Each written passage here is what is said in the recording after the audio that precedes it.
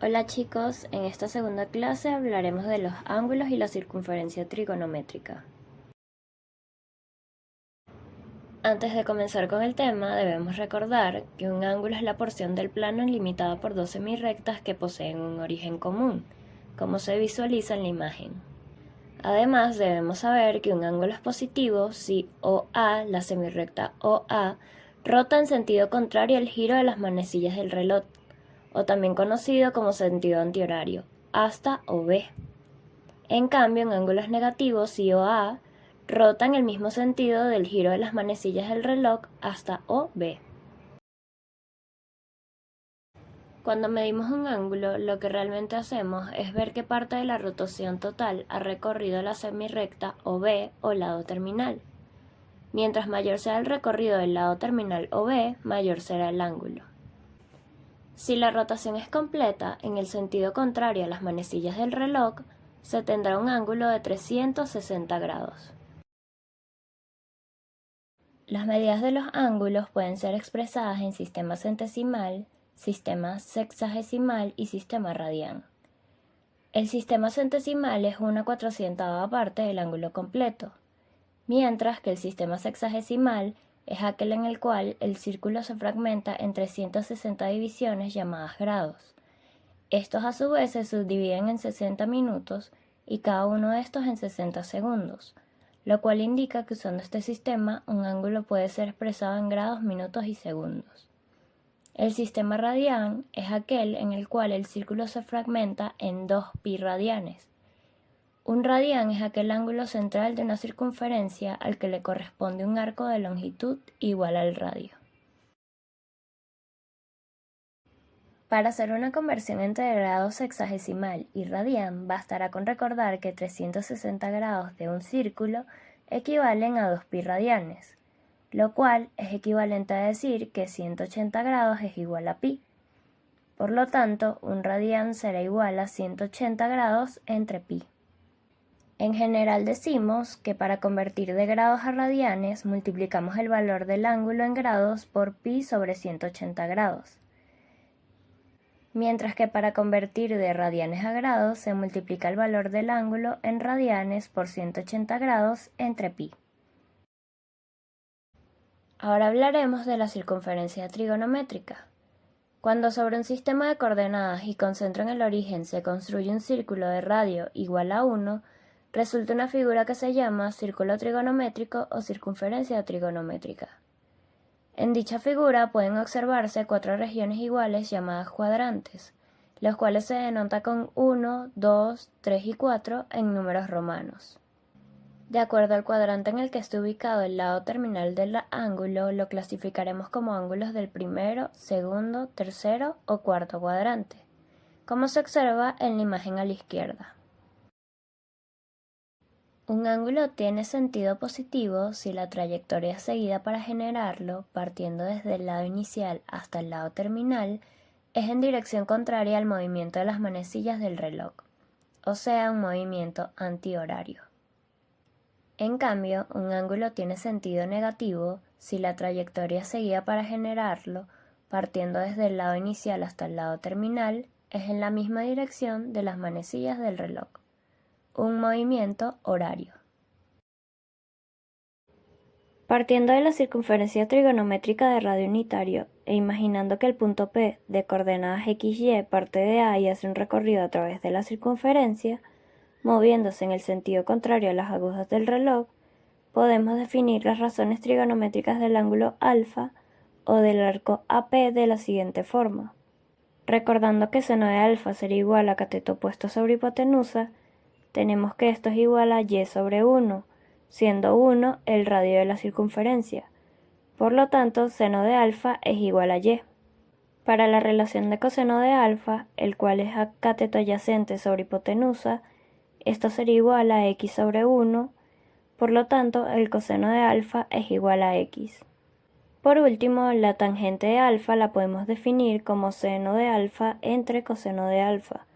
Por lo tanto, la tangente alfa será igual a y sobre x.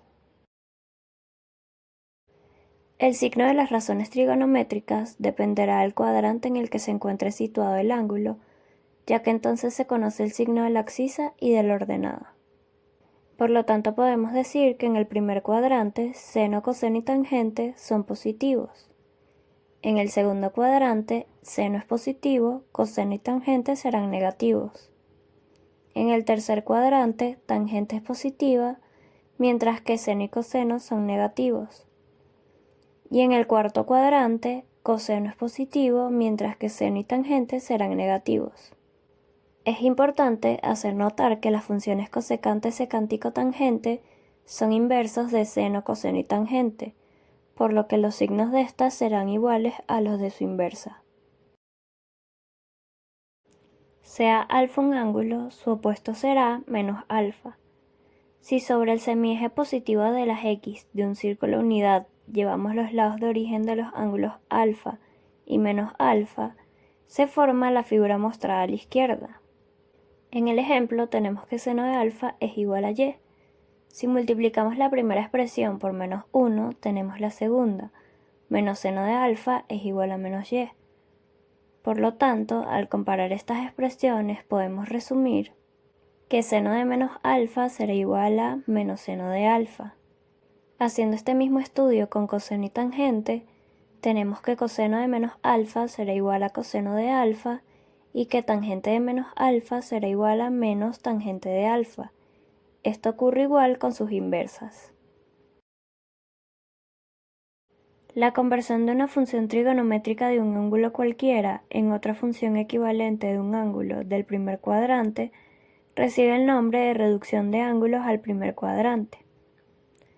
Para realizar este proceso será necesario transformar un ángulo mayor a 90 grados en un ángulo agudo menor de 90 grados, que sea equivalente y finalmente colocarle el signo que posee la función en el cuadrante correspondiente.